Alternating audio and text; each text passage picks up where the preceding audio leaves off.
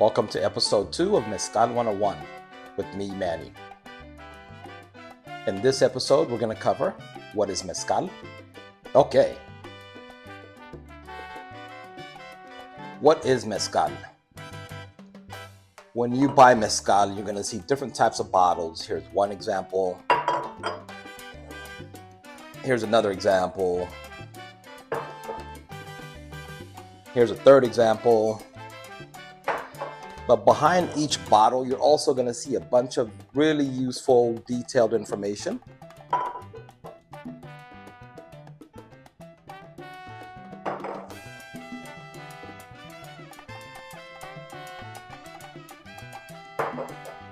What does all this information mean, and does it determine what mezcal is? The simple answer is it does not.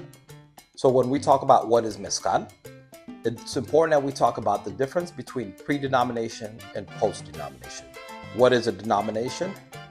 The simple way to put it is, if you see mezcal, there's an organization that sets out specific rules and criteria that each producer has to meet before they can put the word mezcal on the bottle.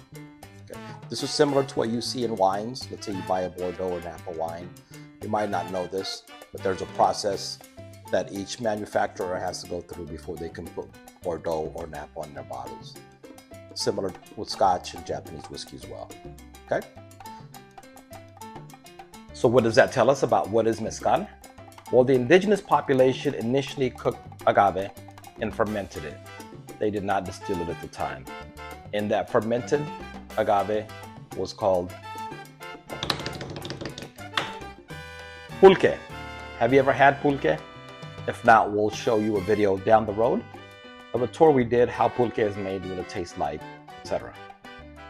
But it's good to know that the first ancestor of what we now call mezcal wasn't even what we consider mezcal today, a distilled spirit. It was a fermented agave drink called pulque. And pulque, like we said, is still around today. It's drank by many people. That is, of course, until distillation started. So, guess what happened between the time that they were selling anything distilled from agave called mezcal until 1974? Any guesses? No? Okay. Well, tequila became more popular. That's what happened. In 1974, a denomination was established that set out the criteria of what can be labeled as tequila. Okay. Similar to back then and today, tequila is primarily with one type of agave, blue agave, and that can only come from certain states, primarily Jalisco. In 1994 is when a denomination was established for what we call mezcal today.